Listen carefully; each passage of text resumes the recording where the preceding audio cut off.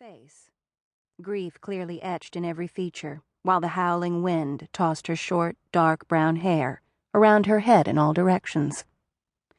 Dressed in all black, her fists were clenched tightly in her lap, as if it were all she could do not to shake them at the heavens for taking her beloved Grammy away too soon. Her pointy, high-heeled black pumps tapped out a nervous rhythm on the dry winter grass, suggesting she might kick the shins of the first person who dared express any hint of sympathy. Donny Joe planned to keep his distance. By contrast, her older sister Belle had arrived in Everson just in time for the service. Ah, Belle. They'd had a mainly one-sided flirtation one summer a long time ago, and he hadn't seen her since. She'd grown into an attractive, and from all appearances, even-tempered woman. Sitting demurely, ankles crossed, she wore a simple gray dress set off by a wide-brimmed black hat.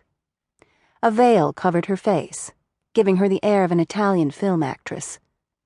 She sobbed quietly behind the filmy material, while her daughter Daphne stared straight ahead, not squirming or wiggling around like most young kids he knew. In fact, she showed no emotion of any kind. Donny wished he could be as stoic. Miss Hazel's death had hit him harder than he'd expected. Despite her untimely demise, she'd lived a good life, and the gathered crowd was a testament to how many people she'd touched. Shivering in the cold of the cemetery, surrounded by the grave markers of Everson's deceased, made him wonder about his own life. Who would shed a tear if he was to meet his maker tomorrow? Would anybody really give a damn if he lived or died? It gave a man pause. Brother East, the Baptist preacher, asked everyone to bow their heads in prayer. Then, after a chorus of murmured amens, he instructed the pallbearers to say their final farewells by placing their boutonnieres on top of the half-lowered glossy white casket. Donny Joe removed the pearl-tipped pin holding the pink rosebud onto his lapel and trailed along in line with the others. Each man said a quick goodbye to Miss Hazel and laid their rose beside the giant funeral spray that adorned the box holding her remains.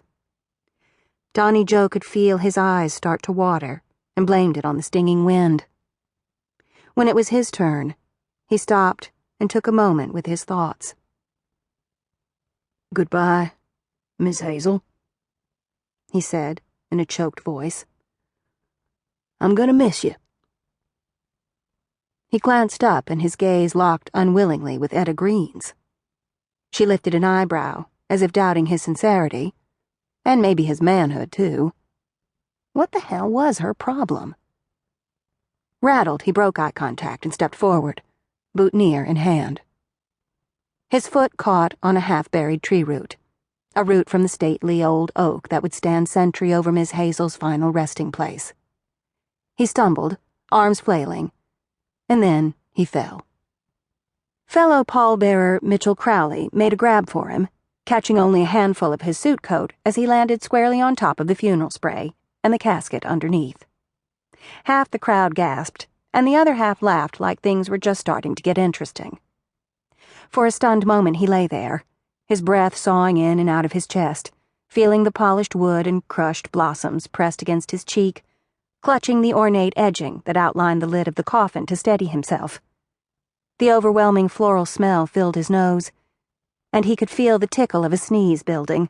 Achoo!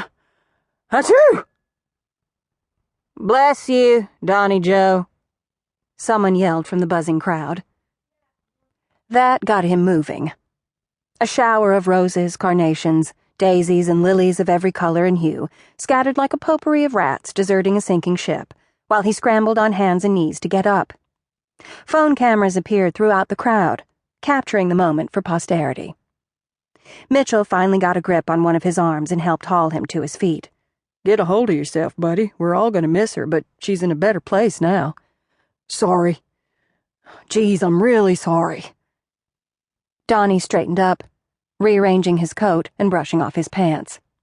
The crowd mumbled and tittered, probably discussing how much he'd had to drink.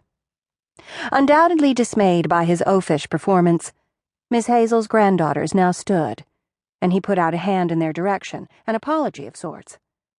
Belle Green lifted her veil,